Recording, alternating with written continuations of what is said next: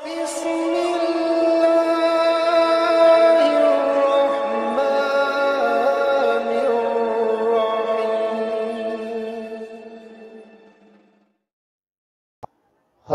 muhtaramin wal muhtaramat ikhwanu fillah. Alhamdulillah rabbil alamin. Wassalatu wassalamu ala asyrafil anbiya'i wal mursalin sayyidina wa maulana wa habibina wa syafi'ina wa ala alihi wa ashabihi wa sahabatihi ajma'in. Allahumma salli ala sayyidina Muhammadin tibbil qulubi wa dawaiha wa afiyatil abdani wa shifaiha wa nuril absari wa diyaiha wa ala alihi wa sahbihi wa sallim. Yang saya hormati dan saya muliakan Ibu yang mewakili Bapak Bupati Kabupaten Bulukumba beserta seluruh rombongan. Yang saya hormati dan saya muliakan Bapak Kepala Kantor Kementerian Agama Kabupaten Bulukumba beserta seluruh pejabat dari Kementerian Agama. Yang saya hormati dan saya muliakan Bapak Camat Kecamatan Bulukumba. Yang saya hormati dan saya muliakan Bapak Kepala Kantor Urusan Agama Kecamatan Bulukumba beserta seluruh pejabat, para tokoh masyarakat, tokoh agama, para alim ulama, dan seluruh tamu undangan. Wabil khusus yang saya hormati dan saya muliakan Sahibul Ma'had, Sahibul Madrasah, yakni Kepala MTSN Negeri 2 Bulukumba beserta seluruh Dewan Pengajar, para staf, dan seluruh hadirin wal hadirat, ibu-ibu, orang tua, siswa, dan adik-adikku sekalian yang insya Allah pada tahun ini melanjutkan jenjang pendidikan ke yang lebih tinggi. Walaupun sebenarnya madrasah atau sekolah kita mungkin agak berat melepaskan anak-anak kita, tapi untuk lebih sempurnanya harus menuntut ilmu yang ke pendidikan yang lebih tinggi. Mudah-mudahan kita doakan pada kesempatan kali ini, mudah-mudahan anak-anak kita yang akan melanjutkan pendidikan ke madrasah aliyah atau ke MA atau ke SMA, dia memilih atau SMK, mudah-mudahan diberikan keberkahan ilmunya oleh Allah Subhanahu wa taala. Amin amin ya rabbal alamin.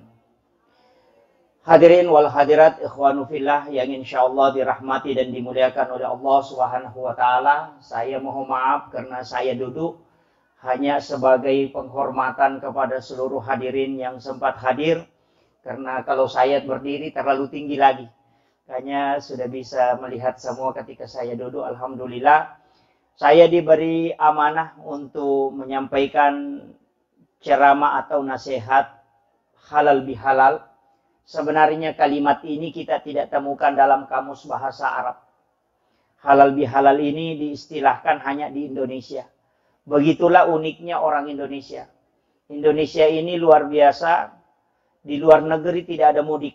Indonesia itu ada mudik. Di luar negeri, di Arab itu tidak ada istilah halal bihalal. Hanya di Indonesia ada istilah halal bihalal.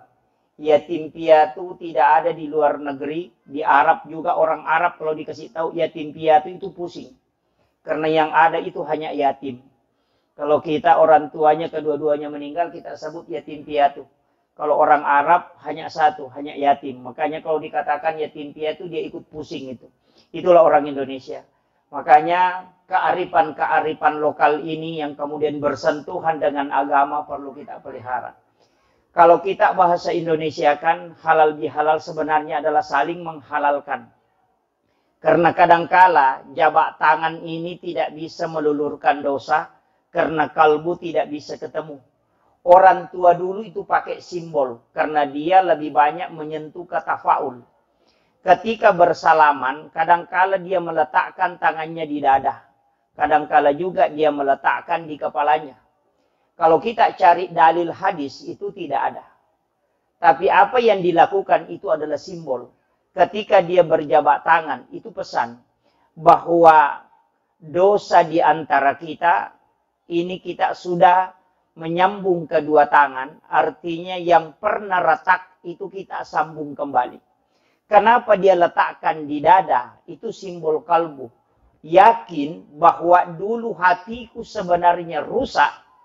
Hatiku pernah sedih. Tapi karena kita sudah saling memaafkan, maka dia letakkan tangannya di situ. Artinya, bukan hanya tangan ini yang bersentuhan, tapi kalbu kami juga sudah bersentuhan.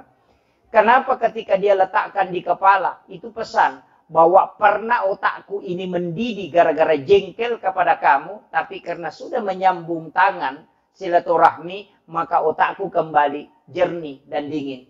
Itulah makna sebenarnya halal bihalal. Karena banyak orang yang berjabat tangan hanya lahiriahnya, tapi kalbunya tidak nyambung. Giginya masih menggerutu. Ya. Kemudian matanya masih tunduk. Penglihatannya masih sinis. Itu bukan halal bihalal, tapi hanya menyambung lahiriah. Iman itu 3 kuncinya. Dilafazkan atau diperlihatkan dengan anggota tubuh, dilafazkan dengan lisan, kemudian diyakini dengan kalbu. Makanya orang beriman itu harus dengan 3 itu. Makanya halal bihalal ini, karena pasti dalam setiap hari ada masalah. Tapi saya wasiatkan ke anak-anakku yang akan melanjutkan pendidikan di taraf yang lebih tinggi, saya wasiatkan, jika ingin sukses, apa yang disampaikan tadi Bapak Kepala MTSN 2 ini, wasiat sebenarnya adalah wasiat Imamul Ghazali dalam kitabnya. Para ulama-ulama kita dulu, itu sudah menyampaikan, bahwa ketika ingin akhir hidupnya itu menjadi baik, atau husnul khotimah, atau ingin sukses dalam hidup, ingin tenang dalam mencari nafkah atau mencari rezeki, ingin berkah hidupnya, makanya ada 3 yang kau harus jaga. Yang pertama, jaga orang tuamu. Orang tua itu ada 3. Yang pertama adalah orang tua yang melahirkan kita. Ini yang orang tua. Orang tua yang kedua adalah orang tua yang rela menyerahkan anaknya ke kita. Itu mertua.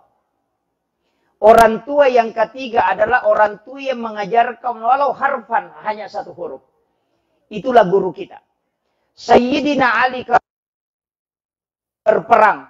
Kemudian dia melihat gurunya, sampai-sampai dia memberitahu kepada pasukan, jangan sekali-kali engkau menyentuh itu, walaupun dia musuhnya.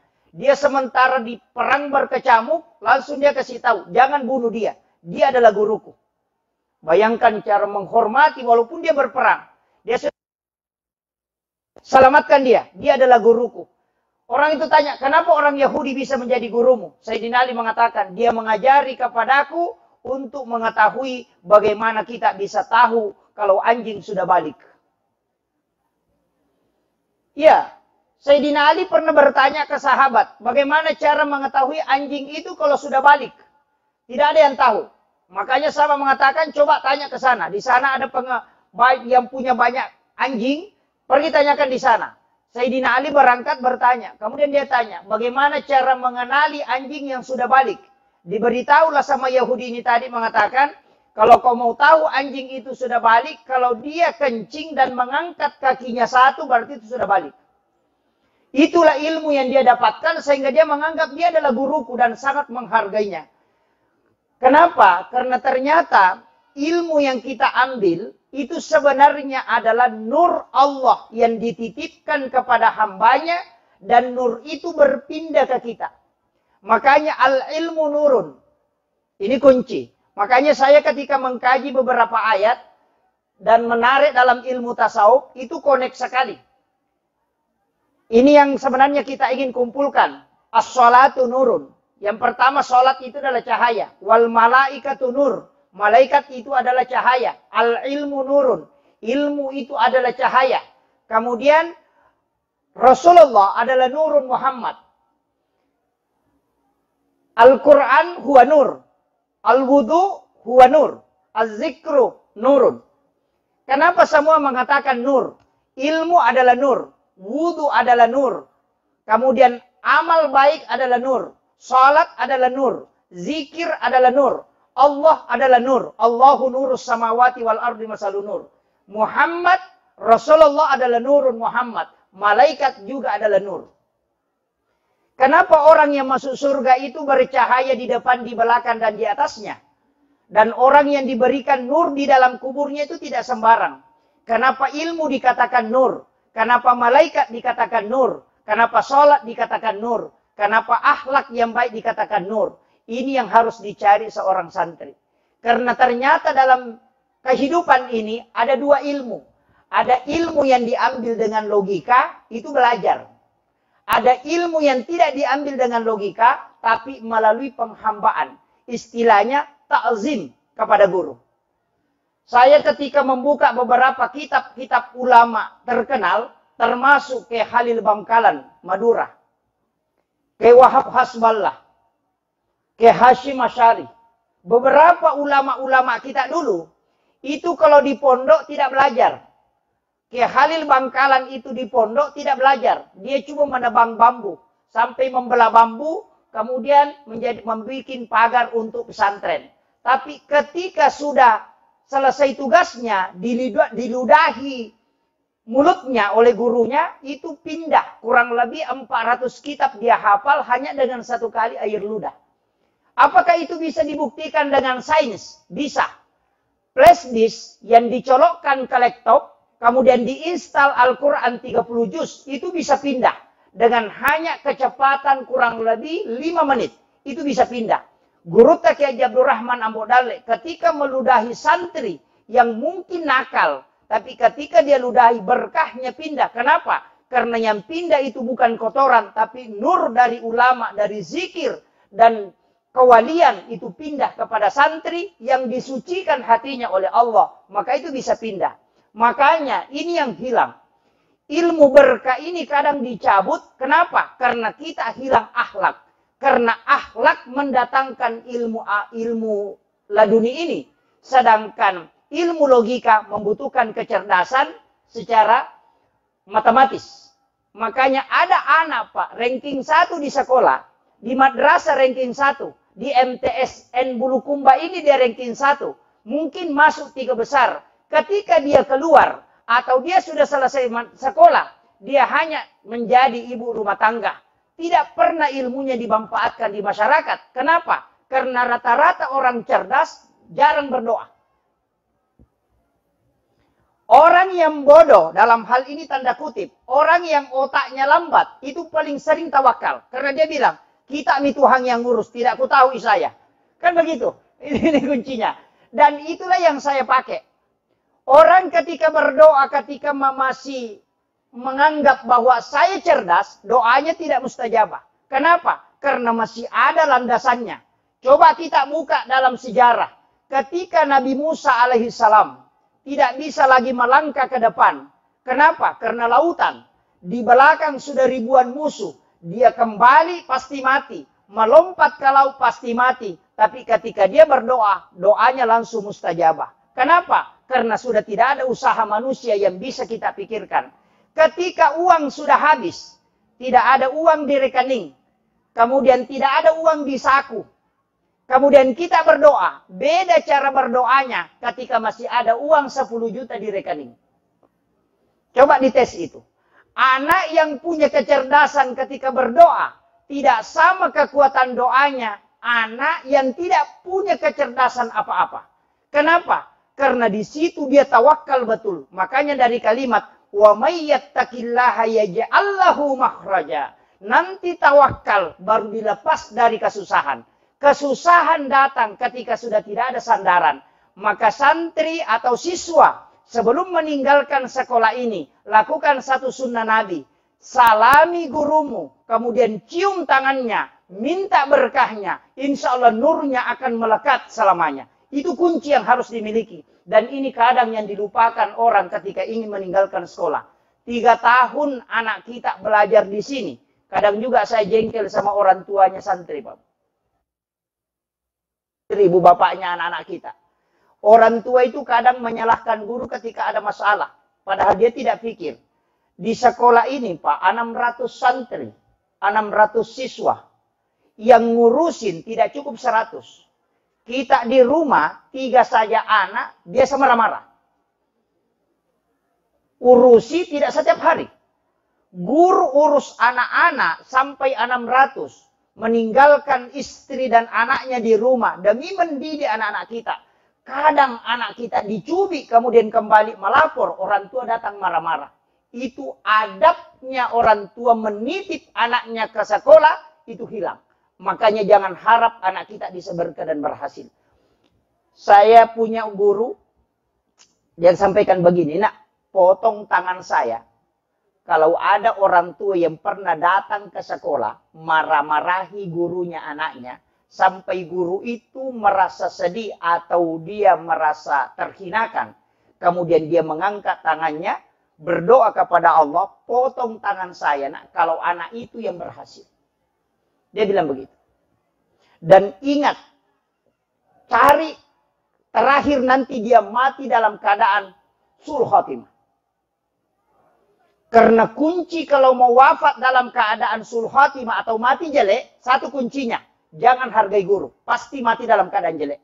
Cuma 3 disampaikan ulama. Yang pertama, tidak menghargai orang tua, termasuk guru. Tidak menghargai orang tua, tidak menghargai guru kita atau mertua. Yang kedua adalah memutus silaturahim. Lihat ujungnya. Kemudian yang ketiga, orang yang musyrik. Itu kuncinya. Makanya anak-anak sekalian, saya itu tidak pintar, Pak Bu. Terus terang, saya tidak pintar. Tapi saya itu punya air surga. Ini yang kadang orang tidak miliki. Saya itu punya air surga. Air surga itu adalah air telapak kaki ibu. Saya di pesantren itu tidak bisa mengaji. Karena saya tinggal di pesantren, belajar di pesantren 3 tahun tidak bisa mengaji. Karena setiap bacaan Al-Quran saya tulis bahasa Indonesia. Nanti di tes terakhir baru ketahuan. Iya. Saya kasih tahu kunci kehidupan ini sederhana sekali, Pak Bu. Kemudian, tapi saya sangat ta'zim kepada guru. Pimpinan pondok itu saya selalu ikut di belakangnya. Saya kalau dia mengajar, saya dekat. Tapi kenapa? Karena saya mengatakan saya tidak pintar. Saya itu tidak naik kelas. Kalau lihat rapor saya di SD, paling tinggi nilai saya adalah 7,5. Tapi kenapa saya bisa duduk begini, Pak? Saya tidak pintar. Tapi ada satu yang saya miliki. Ketika belajar di Aceh, di Biren, sama guru Tasai Muhammad Nur. Satu wasiat beliau. Kembali ke orang tuamu, karena kau dulu masuk pesantren berdosa. Kau masuk pesantren hanya karena tidak mau disuruh sama orang tua. Saya bilang betul. Karena dulu kalau kerja di pulang sekolah pasti disuruh pergi ke sawah, pergi ambil air, pergi apa. Jadi saya bilang kalau saya masuk pesantren saya aman. Karena tidak disuruh-suruh. Saya bilang begitu. Makanya waktu pulang anak-anak pondok enak tinggal di pondok, tidak disuruh-suruh sama orang tua. Jadi ternyata berkah ilmu itu tidak bisa saya dapat. Nanti belajar sedikit tasawuf, adab tasawuf, baru guru Taksir Nur itu mengatakan, saya melihat engkau punya dosa sama orang tuamu. Ilmu yang ada dalam dirimu itu gelap. Kau kembali minta ampun kepada orang tuamu baru diberikan cahaya. Saya itu pulang. Minta disuruh cuci kakinya, ambil sisa cucian itu kemudian kau minum. Itu yang saya lakukan, Pak. Dan alhamdulillah saya bersyukur. Mulai kuliah di Makassar, di UIN Alauddin, saya ambil jurusan dakwah. Saya menjadi mahasiswa terbaik itu. Dengan predikat summa cum laude. Tapi bukan orang pintar. Saya tidak pintar. Hanya mendapatkan keberkahan ilmu dari orang tua. Istilahnya ini penting saya sampaikan ke anak-anakku. Yang ingin melanjutkan pendidikan, jangan mendaftar dulu di sekolah kecuali minta izin ke orang tua. Itu yang paling pokok. Jangan menganggap diri kita sudah pintar memilih sekolah ini, tidak. Sekolah itu tidak menentukan. Yang menentukan itu adalah keberkahan. Banyak orang yang masuk di perguruan tinggi hebat, tapi ketika keluar tidak bisa mendapat pekerjaan apa-apa. Ada juga orang yang hanya keluaran dari sekolah biasa, tapi dia bisa bekerja di tempat yang hebat. Kenapa? Mungkin karena doa orang tua dan doa guru-gurunya. Ini penting, dan ini yang mulai hilang, Pak. Saya selalu mengambil sisi ke situ. Kalau lahiriah sederhana, nanti diilmiahkan. Kenapa guru kita dicium tangannya? Iya. Kenapa guru kita dicium tangannya? Karena dari situ kita mendapatkan berkah ilmu. Ya. Kemudian kunci yang kedua, setiap mau belajar berwudu. Ini rahasianya sebenarnya. Ini rahasianya ulama. Al ilmu nurun, al wudu nurun. Kalau mau ilmu itu menjadi berkah, berwudu sebelum belajar. Makanya kita kalau belajar taklim muta'alim itu, kita sudah dikasih tahu, jangan belajar sebelum dalam keadaan ada wudu. Karena orang yang ada wudunya kemudian belajar, maka ilmunya kelak akan bermanfaat. Tapi orang yang mempelajari ilmu tidak ada wudunya, itu tidak akan bermanfaat ilmunya. Hanya untuk dirinya nanti. Nah, ini kuncinya.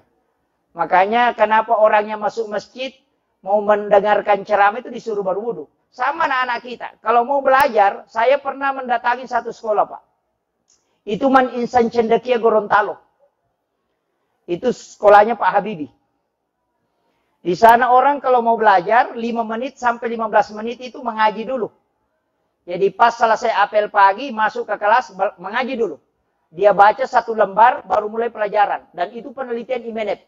Ternyata dia temukan, anak yang mengaji dulu baru belajar, itu otaknya bisa mengcover sampai 80% pengetahuan. Itu kecerdasan. Orang yang mengaji dulu. Makanya Pak Habibie itu punya satu tradisi yang jarang orang lakukan. Pak Habibie katakan begini, saya tidak tinggalkan rumah sesudah sholat subuh, kecuali saya baca 1 juz Al-Quran. Itu yang dilakukan Pak Habibie. Sampai dia mengatakan, saya hafal Quran tidak sengaja. Hanya baca Quran setiap hari. Dan ada rahasianya Pak Habibie, Pak. Kenapa ada yang mengalahkan di Jerman? Ada satu orang Yahudi yang mengalahkan Pak Habibie nilainya di Jerman. Pada semester 1 sampai semester 3. Pak Habibie itu tanya, hei, dia kasih tahu begini. Apa yang membuat kamu sehingga cerdas seperti ini? Saya tidak bisa kalahkan. Dia mengatakan itu rahasia. Dia tidak mau kasih tahu. Pak Habibie itu ini kan orang Israel. Dia bukan orang Islam. Pak Habibie tanya, ajarkan ke saya. Pak Habibie itu setiap datang bersilaturahmi ke situ, dia selalu minta resepnya. Katanya Pak Habibie bilang, nanti 1 tahun baru saya dikasih tahu. Apa yang dia bilang? Kalau kau mau tahu, datang ke rumah. Pak Habibie mengatakan, saya tidak datang ke rumahmu. Pokoknya beritahu saya. Dia kasih tahu, dia mengatakan begini, setiap malam saya bangun mandi, tengah malam mandi, mengambil pakaian yang bersih, kemudian saya mengambil Al-Quran, baru saya baca. Pak Habibie itu heran. Dia mengatakan, jangan berbohong sama saya. Israel, bukan Islam. Kenapa bisa kau baca Al-Quran? Apa yang dia bilang? Kami percaya kepada Al-Quran. Cuma kami tidak senang sama Nabi Muhammad. Coba, itu dia. Kami percaya sama Quran. Makanya ekonomi kami menggunakan ekonomi sistem Al-Quran. Karena kami percaya. Cuma kami benci kepada Muhammad. Itu yang dia sampaikan ke Pak Habibie. Ternyata Pak Habibie mengatakan tidak. Saya tidak percaya dengan itu. Dia mengatakan, coba bukakan Al-Quran. Sebut saja ayatnya, saya akan sambung. Pak Habibie bukakan Al-Quran, ternyata betul. Dan dia datangi rumahnya, ternyata betul. Di tengah malam itu dia bangun mandi, kemudian ambil pakaian yang bersih, kemudian dia baca Al-Quran. Itu sampai menjelang subuh. Ini bukan orang Islam, Pak. Dan itulah yang mengalahkan nilainya Habibie.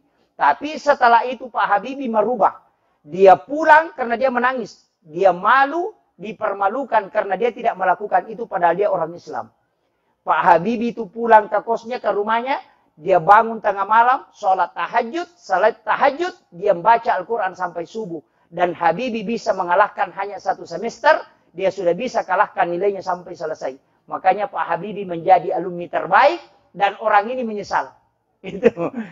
Makanya saya sampaikan, apa yang didapatkan Pak Habibie itu Anda bisa dapatkan anak-anakku sekalian. Ketika Anda lakukan itu.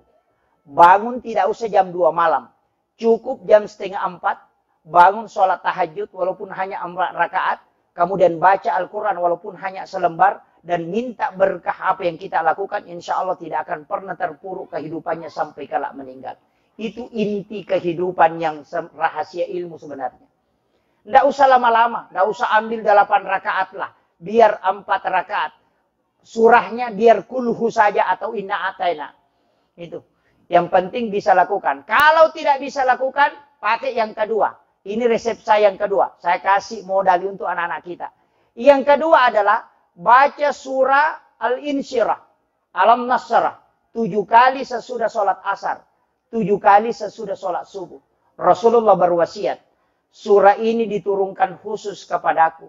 Untuk membuktikan kemuliaanku di hadapan Allah.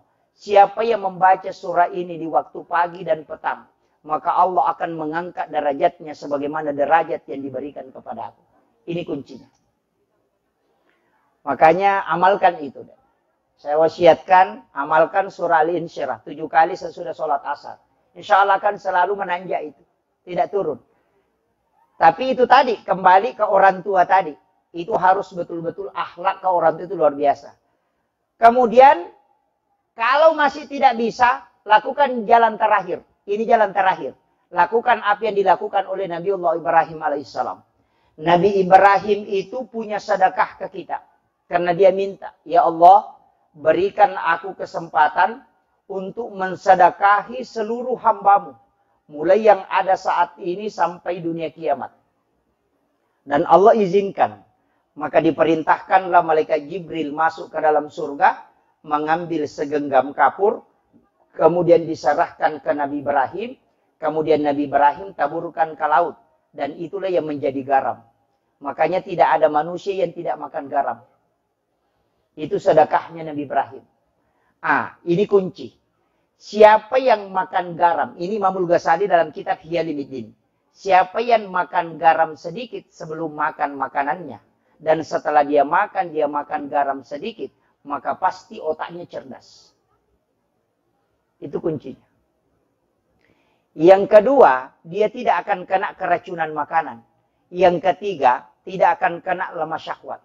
Laki-laki yang mengamalkan itu. Itu rahasia yang kadang orang tidak pakai, Pak. Saya sampaikan ini untuk laki-laki ya, bukan perempuan. Kalau perempuan garamnya untuk kecerdasan dan untuk tidak kena penyakit ini. Dan itu kadang orang tidak tahu, Pak. Saya kemarin bersama dengan Bapak Insinyur Haji Aksa Mahmud dengan beberapa profesor. Dia panggil khusus untuk memberi ceramah. Termasuk yang dia tanyakan itu adalah tentang masalah garam. Saya mengatakan dengan laut. Karena beliau itu punya satu kebiasaan mandi di laut. Dengan umur yang sudah 77 tahun. Ya. Dia sudah 67 tahun umurnya. Masih kuat berenang sampai 1 kilometer. Jadi 1 kilometer itu kekuatannya masih bisa berenang. Apa berkahnya? Itu air laut dan garam.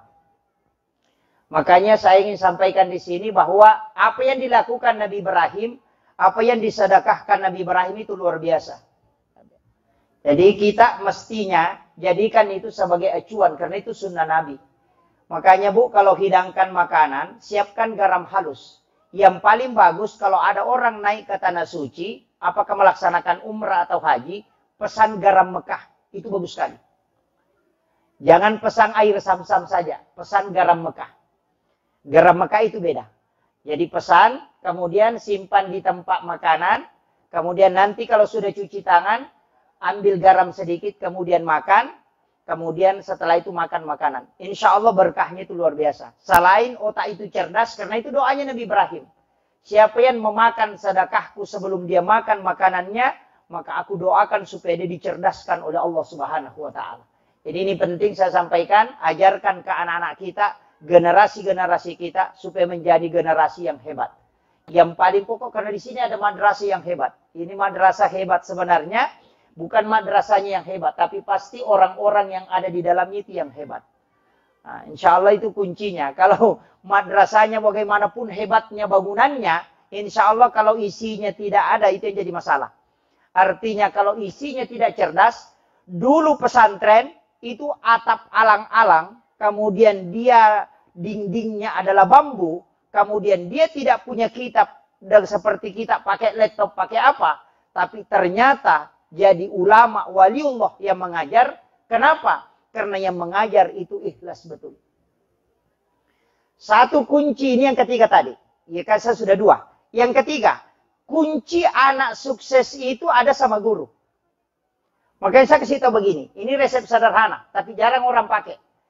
Jangan pernah berkeinginan untuk membuat santrimu pintar. Itu saja. Jadi kalau Pak bicarogi, ajak lalu taminasa melu pamacai anak-anak tak. Jangan. Jangan pernah punya hajat untuk ingin membuat anak kita pintar. Atau santri atau siswa kita pintar. Kenapa? Karena kapan santri atau anak kita bodoh, pasti kita jengkel. Dan jengkel itu tidak mendatangkan keberkahan. Jadi bagaimana caranya? Berniatlah menyampaikan ilmu yang diberikan oleh Allah dan doakan anak kita supaya dia bisa menerima ilmu itu dengan baik. Itu kuncinya. Guru yang tidak pernah marah ketika dia tidak ingin kalau santrinya pintar. Tapi kalau guru selalu ingin santrinya pintar, pasti dia tukang marah. Karena kapan bodoh, pasti jengkel. Kan begitu. Makanya guru tak aja lalu kuma pak guru ku melo kuma cek nanae. Palete bawa ni pak disangangin ale kue puang Allah Ta'ala pak bukarangi pamasya nanae. Itu kuncinya. Jadi kalau dia bodoh tidak masalah. Karena ada anak-anak itu pak tidak hebat bahasa Arab. Tapi dia hebat di sosial. Makanya saya bilang kalau ada anak sering kabur di sekolah. Bimbing saja dia. Jangan jengkel sama dia. Bimbing saja. Karena kenapa? Insya Allah nanti jadi anggota dewan itu. Iya. Kenapa? Karena dia pintar mengumpul orang. Ada memang kecerdasan namanya kecerdasan linguistik. Ada kecerdasan sosial. Ada kecerdasan ilmu. Memang ada Pak. Ada orang hebat matematika. Tapi kalau disuruh kumpul masyarakat tidak pintar. Tapi otaknya hebat. Itu orang begitu Pak. Cuma otaknya hitung-hitungan. Tapi ada orang otaknya tidak bisa jalan. Tapi kalau kumpul orang biar 100 bisa dia kumpul. Makanya ulama kita itu bilang, pasti anak saya itu ada satu nakal. Saya punya kiai itu kasih tahu, anak saya ini nakal. Tidak pintar. Kalau disuruh baca kitab, tidak pintar. Tapi ada tugasnya. Nanti kalau ada masalah di kampung, pasti dia yang hebat. Karena dia yang berani kumpulkan orang sampai ribuan. Saya bilang, ternyata anak begitu. Jadi anak-anak sekolah begitu Pak. Ada pintar matematika. Yang di sekolah kan biasa bikin pusing. Masuk guru matematika, mau anaknya kalau dapat 10. Masuk guru fisika, mau anaknya kalau dapat 10. Masuk guru bahasa Arab, mau juga kalau dapat 10. Masuk bahasa Indonesia, mau juga dapat 10. Adakah otak begitu? Coba pikir. Gurunya saja kan pusing. Kalau disuruh belajar matematika, baru dikasih masuk ke bahasa Arab, itu sudah pusing gurunya. Ini guru Pak, bukan anak-anak. Tapi kadang-kala guru kan paksakan begitu. Dia masuk mengajar di sini, pokoknya harus pintar matematika. Masuk ke sini harus pintar bahasa Arab. Masuk ke sini harus pintar sejarah. Kan ini yang jadi masalah. Makanya Jepang itu mencari orang ahli. Saya selalu mengatakan, karena saya di pesantren Pak. Saya tahu, oh memang ada anak yang keahliannya di bahasa. Ada yang di keahliannya di bahasa. Ada di keahliannya hitung-hitungan. Ada yang keahliannya ke sini. Makanya anak itu yang penting melalui pendidikan itu. Yang menjadi masalah itu kalau tidak ada keahliannya. Itu yang jadi masalah. Tapi kalau mau, orang tua harus doakan. Makanya ibu-ibu yang tidak pernah terhijab doanya, hanya ibu. Ibu itu tidak pernah terhijab doanya. Saya itu Pak Bu, setiap mau keluar ceramah di keluar provinsi, jauh pasti minta izin ke ibu. Pasti minta izin. Saya pernah itu naik mobil trek dari Makassar waktu kuliah. Hanya pulang mencium tangan ibu, kemudian pulang lagi ke Makassar karena mau ikut ujian. Naik mobil trek. Itu saya di Pak Bembeng naik mobil trek, pembawa kolu dari Enrekan. Saya naik di Kalasari mobil itu semester 5. Saya naik mobil trek, jalan kaki itu ke kampung sampai 10 km. Saya pas tiba itu pagi di rumah. Hanya sampai mencuci kaki ibu, kemudian ambil airnya. Kemudian saya mencium tangannya, kemudian minta izin dan didoakan. Saya hanya letakkan tangannya di kepala. Karena ibu itu tidak pernah sekolah. Tidak ada sekolahnya kayak bilang pendidikan begini, tidak. Saya hanya letakkan tangannya di kepala, kemudian saya letakkan tangannya di dada. Saya mengatakan doakan. Semoga saya bisa ikuti ujian dengan ini. Ternyata betul. Saya bisa menjadi alumni terbaik di UIN Alauddin Makassar itu tahun 2007. Dengan predikat summa cum laude. Tapi saya bukan orang pintar. Hanya berkah orang tua. Itu saya jalan kaki. Jadi ingat, saya begitu Pak, kuncinya itu. Jadi saya bilang begini, saya bersyukur sekali itu karena masih ada ibu. Bapak sudah meninggal, saya bersyukur karena ada ibu. Setiap mau keluar ke Irian untuk ceramah, saya pasti datang. Kalau bukan mencium kakinya, mencium tangannya. Saya hanya bilang, doakan. Dan itu kayak terbuka betul. Maka saya selalu sampaikan, durhaka kepada kedua orang tua atau durhaka kepada guru, engkau tidak akan pernah mendapatkan ketenangan hidup. Tidak bakalan. Makanya sampai hari ini kalau saya datang dimanapun ketemu guru pasti saya cium tangannya. Kalau guru saya. pasti saya cium tangannya. Karena bagi saya itu tidak pernah ada mengatakan guruku dulu. Itu tidak ada. Kan ada anak-anak. Sekarang bukan. Ini jadi masalah. Setiap yang sudah mengajarkan kita bukan pakai dulu. Itu guru saya. Sampai hari ini guru saya. Karena atas doanya, usahanya, kita bisa berada di sini. Kemudian, untuk yang laki-laki. Saya kasih tahu. Kunci yang sudah menikah. Yang belum menikah mohon maaf. Ini jadi ilmu. Yang sudah menikah dan yang belum menikah atau yang tidak punya istri, kita doakanlah. Amin. Saya kuncinya begini. Kalau ingin berhasil, titip doa kepada istri. Laki-laki jarang berdoa. Tidak usah terlalu banyak berdoa. Cukup banyak berusaha. Kalau mau sukses, titip doa sama istri. Kenapa? Coba lihat orang hebat, Pak. Soeharto ketika Ibu Tin wafat, itu langsung drop. Tidak bisa bangkit sampai dia meninggal. Bapak Habibie, ketika istrinya wafat, tidak bisa bangkit. Susilo Bambang Yudhoyono, orang hebat TNI. Siapa yang tidak kenal beliau? Tapi ketika Ibu Ani wafat, sampai ini tidak bisa bangkit. Itu pelajaran. Sehebat apapun orang, lihat yang ada di sampingnya. Istri itu bukan di belakang, dia ada di samping. Kenapa? Di tangannya yang lembut, di hatinya yang lembut, itu yang membuat tiangnya aras bergoyang. Maka serahkan doa kepada istri, karena dia 3 kali lipat lebih cepat diijabah doanya dibanding laki-laki. Itu yang orang tidak paham. Makanya pemimpin-pemimpin hebat, lihat di sampingnya siapa. Tapi ketika istrinya lepas, coba lihat bagaimana kehidupannya. Itu kuncinya. Dan ini yang kadang orang tidak sadari, Pak Bu. Saya pelajari betul. Rasulullah ketika Khadijah wafat, itu 60% perjuangannya drop. Kenapa? Karena istri yang tidak pernah dilupakan Nabi selamanya dan selalu diingat, hanya Khadijah. Kenapa? Karena coba Khadijah, intinya di situ. Wanita yang paling sempurna di situ. Makanya bapak-bapak yang hadir di sini, jangan menganggap saya sudah pejabat, ini karena usaha saya. Tidak. Itu doa istri yang ada di samping kita. Yang mungkin kita tidak pernah lihat mengangkat tangannya di hadapan kita. Tapi di sujud terakhir dia selalu bermunajat.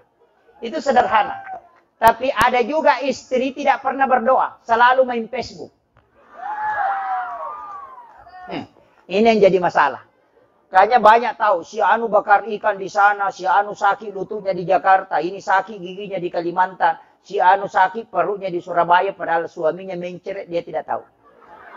Iya. Karena selalu melihat media sosial. Tidak pernah memperhatikan keluarga. Makanya saya wasiatkan, terutama ketika suami berangkat ke kantor, lihat dia dan doakan. Ibu-ibu ketika anaknya berangkat ke sekolah, bacakan Inna Ansalnahu. Inna Ansalnahu fi Lailatul Qadar wa ma adraka ma Lailatul Qadar. Sampai terakhir, sampai hilang di pandangan kita. Insya Allah anak itu ketika kembali, itu akan membawa kabar baik, kabar gembira. Itu kuncinya. Kemudian kalau mau masukkan anak ke sekolah, yang paling bagus itu Pak hari Selasa. Kenapa hari Selasa? Ini ada dalam kitab Kansun Najwa was Surur yang ditulis oleh Sayyid Amin Abdul Al-Qudsi. Apa katanya? Ilmu itu diciptakan oleh Allah pada hari Selasa. Malaikat yang menjaga ilmu itu hari Selasa. Makanya orang yang punya ilmu laduni rata-rata wafat itu hari Selasa. Kenapa anak kita dulu disuruh masukkan ke sekolah hari Selasa? Karena di situ hari diciptakannya ilmu. Saya punya ilmu itu dari guru tak. Banyak. Makanya orang di sini, Pak, orang Sinjai, orang Bulukumba. Saya tadi bincang-bincang dengan Pak Kawa, Bulukumba. Saya mengatakan memang orang tua kita dulu itu pakai lontara. Lontara itu sebenarnya ilmu hikmah. Ilmu hikmah itu diambil dari ulama ahli hikmah. Ahli hikmah itu adalah ulama sufi. Ulama sufi itu adalah waliullah. Sebenarnya penentuan waktu itu dari ulama-ulama kita. Cuma banyak orang yang tidak pahami. Dan salah paham. Karena dia menganggap ini baik, yang lainnya jelek. Itu yang jadi masalah. Karena dalam agama, dalam tasawuf, ada istilahnya mustahab yang paling baik. Waktu Allah sudah atur, Pak Bu. Allah sudah atur. Dalam 1 minggu ada 1 hari yang bagus. Sayyidul Ayyam, hari Jumat. Dalam 24 jam, ada waktu terkhusus yang paling bagus. Mana? Wa bil azhari hum yastaghfirun. Di waktu sahara hendaknya kalian beristighfar. Kalau mau taubat, pilih 10 menit sebelum subuh. Kalau mau berzikir, minta rezeki, minta pada saat selesai sholat subuh sampai sebelum selesai waktu duha. Kalau mau minta rezeki. Kalau mau minta keselamatan, sebelum sholat subuh atau sesudah sholat maghrib. Di situ kan kuncinya. Kenapa? Karena malaikat yang membawa, menjaga bumi itu turun di situ. Kenapa sholat subuh disaksikan oleh para malaikat? Karena malaikat penjaga malam dan malaikat penjaga siang ketemu di waktu subuh. Ketemulah 2 shift malaikat. 2 kelompok, bukan 2 malaikat. 2 shift. Kenapa sedekah subuh itu mustajabah ketika digunakan berdoa? Karena didoakan 2 kelompok malaikat. Kan kuncinya di situ. Cuma kadang kita tidak gunakan. Oh, sama saja sedekah duhur dengan sedekah subuh. Tidak. Sedekah duhur cuma diaminkan oleh 1 shift malaikat. Kalau sedekah subuh diaminkan 2 shift malaikat. Karena malaikat penjaga malam itu masih ada. Malaikat penjaga siang sudah turun. Karena turunnya itu di waktu subuh. Makanya ayam bunyi jam 4 subuh. Karena malaikat sudah turun. Di Amerika sudah diteliti bahwa lensa mata ayam bisa melihat warna putih. Berkas cahaya malaikat itu putih. Makanya ayam berkokok itu hanya 3 waktu. Yang pertama jam 4 subuh, atau jam 11 malam, atau jam 1 malam. Karena di situ turun malaikat. Itu kuncinya. Ulama dulu sudah tahu. Sekarang dibuat kitab. Disebut dengan lontara. Lontara itu diteliti 80 tahun. Baru bisa. Tapi setiap kelipatan 80 tahun ada pergeseran. Sehingga kadang bergeser 1 pekan bergeser. Cuma ada penentuan hari yang tidak bergeser. Kenapa? Saya punya guru, Pak Guru Tasawuf, itu di Aceh. Namanya Senur. Dia sampaikan begini. Kalau mau beli kendaraan, jangan beli hari Jumat. Kalau kau beli hari Jumat, hancur baru bisa ada penggantinya. Kalau beli kendaraan, beli hari Senin. Insya Allah tidak hancur ada penggantinya. Tapi hanya kendaraan, jangan istri. Jangan bilang beristri hari Senin, ya akan belum tua sudah ada penggantinya. Oh, tidak. Itu jangan dikasih bawa ke situ ya. Kemudian, saya kembali. Makanya, ini saya dikasih waktu berapa menit ya? Ini sudah 1 jam. Saya tidak punya jam, tapi ini sudah 1 jam. Karena lutut saya ini dengan bibir saya ini kayaknya sudah agak kram. Berarti sudah 1 jam. Kemudian, ini yang paling inti yang saya ingin sampaikan. Kunci sebenarnya, Pak. Dalam kehidupan ini, kadangkala orang itu mengatakan susah. Sebenarnya hidup ini enak sekali. Yang penting kita mau pakai konsep Islami. Rumah yang bertingkat itu bukan rezeki. Itu hanya amanah. Tapi ketika kita tenang di dalamnya, itu baru rezeki. Istri yang cantik, itu bukan rezeki. Itu hanya amanah. Tapi ketika kita tenang bersama istri, itulah nikmat.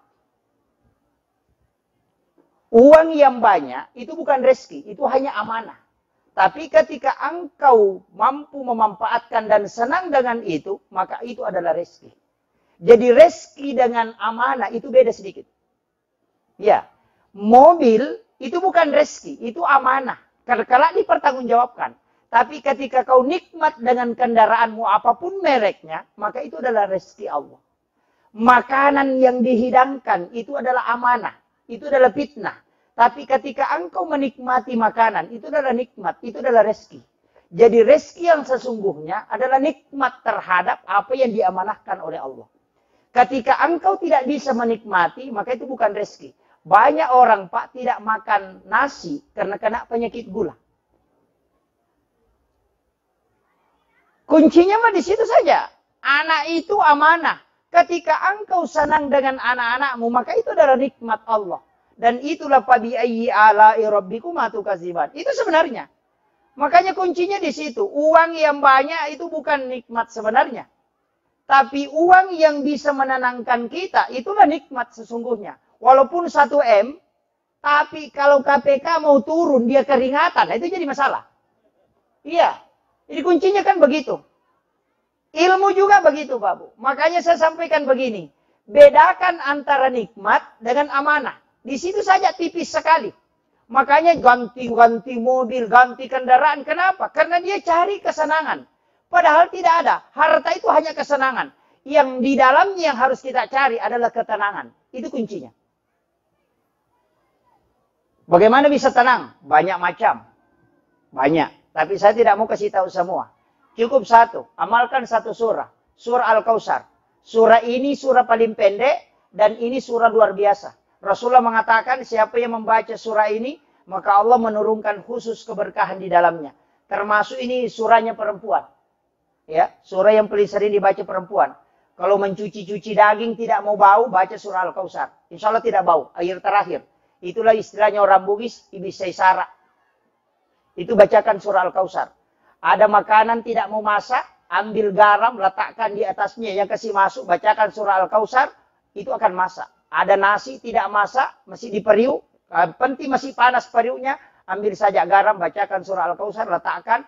Baru tunggu sampai dingin, itu akan masak di dalam. Ini surah luar biasa. Siapa yang menghafalnya kata Nabi, maka dia akan mendapatkan syafaatku kala di yaumil akhir. Untung surah Al-Kautsar Pak yang menjadi syafaat. Seandainya surah Al-Baqarah banyak tidak hafal. Kalau surah Al-Kautsar ini tidak hafal, lebih baik mati saja. Ini yang orang biasa bilang surah andalan. Kalau ada angin kencang, cukup baca salawat, baca surah Al-Kautsar. Kemudian tahan nafas sejenak, angin itu akan berhenti. Ketika kita di lautan ombak besar, lihat ombak. Ketika dia terangkat naik, kemudian tidak ketemu ujungnya, hanya gantian naik, bacakan surah Al-Kautsar baru ludahi, dia akan tenang. Sementara di dalam pesawat pakai itu. Kalau ada anak yang bangun tengah malam menangis, cukup bacakan itu, letakkan tangan kanan di atas ubung-ubungnya, kemudian tiup, bacakan surah Al-Kautsar. Diam itu. Kalbu yang bergejolak kata Nabi, karena ketika anaknya Ibrahim wafat, Rasulullah anaknya wafat namanya Ibrahim, itu hatinya bergejolak sampai tiangnya aras bergerak. Maka diturunkanlah surah ini untuk menenangkan hatinya Nabi supaya tiangnya aras itu bertenang. Makanya orang yang punya hati jengkel, sering jengkel, suruh baca surah Al-Kautsar supaya ditenangkan kalbunya oleh Allah. Suami yang suka marah-marah, bacakan surah Al-Kautsar. Istri yang suka marah-marah, bacakan surah Al-Kautsar. Tapi mohon maaf, ini yang terakhir. Ada saya kasih tahu, mudah-mudahan tidak tersinggung. Ada wanita yang memang tidak boleh dikasih marah-marah. Yang bibir atasnya tipis, jangan kasih marah-marah. Yang kamakun rei manipi timur resik na jalalo tapanan na. Magai siapa aja mana na. Pak meringang inaka. Yang kedua, mohon maaf ini. Kalau ada wanita, ada wati ujungnya namanya, ambil pemimpin dia. Ambil pemimpin. Tapi jangan bikin marah dia. Ambil pemimpin. Wanita yang ada wati di ujungnya, itu saya punya wasiat dari ulama. Kalau ada anakmu perempuan semua, nak, ambil satu wati di ujungnya. Apakah Sukmawati, Rahmawati, atau Fatmawati. Karena wanita yang ada wati di ujungnya, pasti mengalahkan suaminya. Ya nang kamakun rey nang kawati, ya sana capana, denu lelaki nakalay. Pasti laki-laki itu dikalahkan sama istrinya. Iya, pasti itu. Kenapa? Nama ini sebenarnya adalah salah satu nama jin yang pembangkang. Makanya berat ditundukkan. Tapi hebatnya kalau dia jadi pemimpin pasti sukses. Makanya Guru Ta bilang kalau dia jadi pemimpin pasti berhasil. Karena dia bisa memimpin laki-laki, 100 laki-laki dia bisa tundukkan. Itu nama perempuan yang ada wati di ujungnya. Ternyata ibu yang mewakili bapak bupati ada wati ujungnya. Nah, itu. Alhamdulillah. Itu keberkahan, Bu. Nama itu berkah. Untuk wanita yang mau jadi pemimpin, itu penting. Makanya kalau ada wanita Fatmawati, Sukmawati, Rahmawati, Iwati, ambil ketua majelis taklim. Pasti berhasil itu. Nah, itu. Itu penting. Kenapa? Nama ini sebenarnya berat. Berat. Orang yang punya wati, awalnya namanya itu ujungnya, biasanya itu biasa sakit-sakitan kalau awal. Kenapa? Karena nama itu berat. Jadi menggabungkan dua. Karena pelajari ilmu hikmah sampai ke situ. Tapi saya tidak permasalahkan. Karena nama itu hebat ketika dia jadi pemimpin.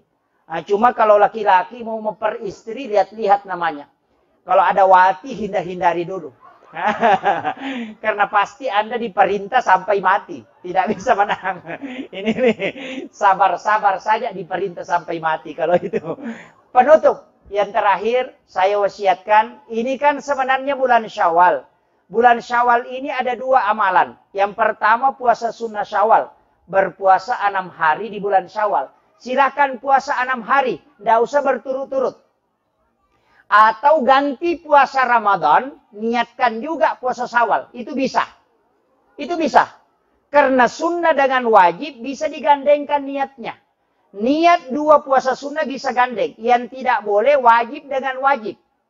Yang boleh sunnah dengan wajib. Karena di dalam hadis hanya mengatakan berpuasa 6 hari di bulan Syawal.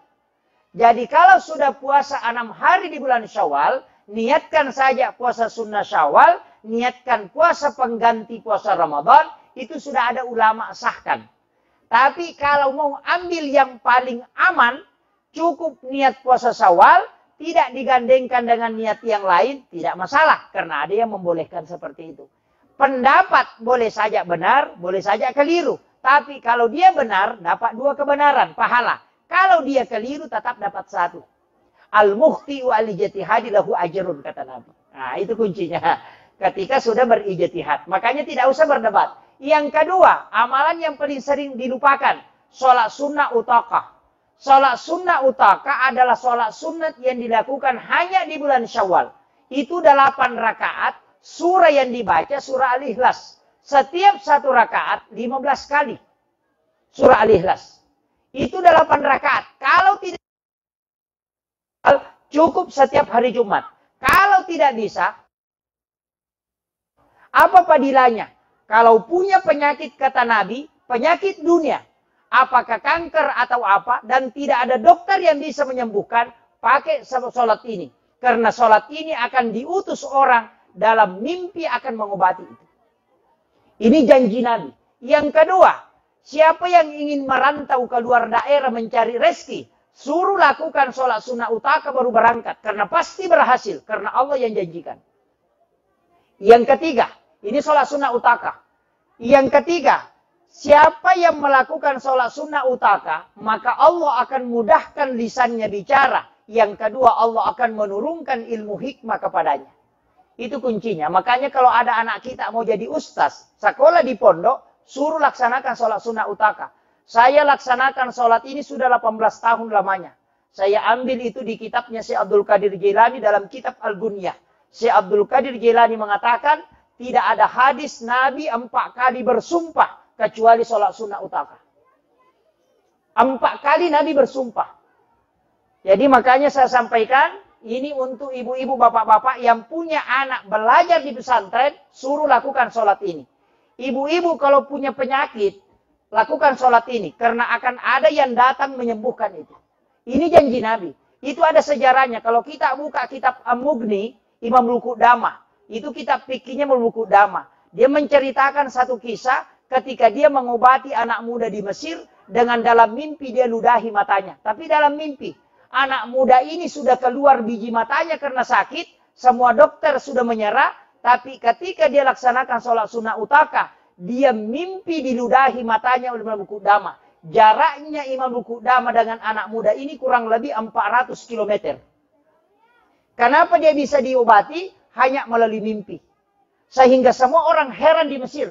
Siapa yang mengobati matamu? Dia Imam Qudamah. Dari mana dia bisa mengobati? Dia mengatakan, saya tertidur sesudah sholat subuh, tapi ada yang datang meludahi mata saya dalam mimpi. Saya usap, ternyata mata saya sembuh.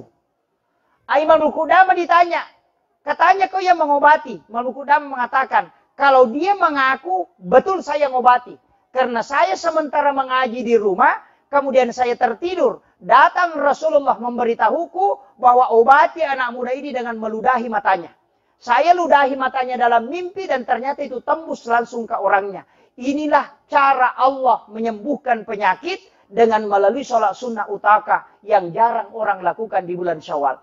Tapi sholat ini hanya dilakukan di bulan Syawal, tidak boleh kalau di luarnya.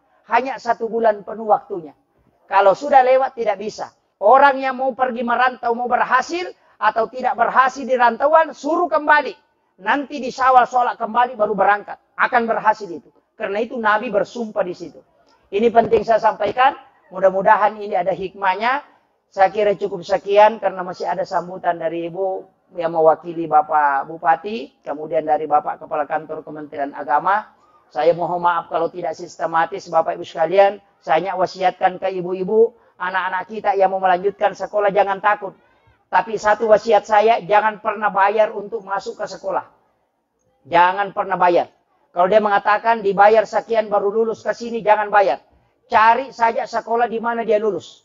Baru serahkan kepada Allah. Kenapa? Karena orang yang membayar baru masuk anaknya sekolah, pasti berutang orang tuanya baru nanti selesai anaknya. Tapi ketika anak mendaftar kemudian lulus, kita tidak bayar. Di sekolah manapun dia menuntut ilmu, kalau dia lolos tanpa bayar, yakin Allah yang menutupi rezekinya. Kenapa? Karena rezeki orang yang belajar itu sudah dijamin oleh Allah. Makanya kalau ada anak tak kuliah di Makassar, sudah pinjam kiri kanan, uang baru untuk pembayarannya, tidak usah. Periksa saja anak tak. Tidak mungkin pinjam kiri kanan kalau anak yang kuliah itu. Tidak mungkin kita pinjam kiri kanan, uang. Tidak mungkin. Selama dia beres kalau dia kuliah. Tapi kapan kita sudah pinjam kiri kanan, baru anak kita minta pembayaran apa, minta ini, periksa dia. Karena pasti dia sudah keliru. Kenapa? Coba periksa. Ada orang kampung, Pak. Pekerjaannya cuma menjual kue keliling. Anaknya sekolah di kesehatan. Setiap ada pembayaran dia mau bayar, itu selalu ada uang yang terkumpul. Karena memang Allah sudah mengatur rezekinya. Tapi ketika engkau membayar anakmu masuk di satu perguruan tinggi, maka yakin bahwa engkau akan tersiksa. Karena Allah menyerahkan sepenuhnya ke kita, supaya kita yang ngurus.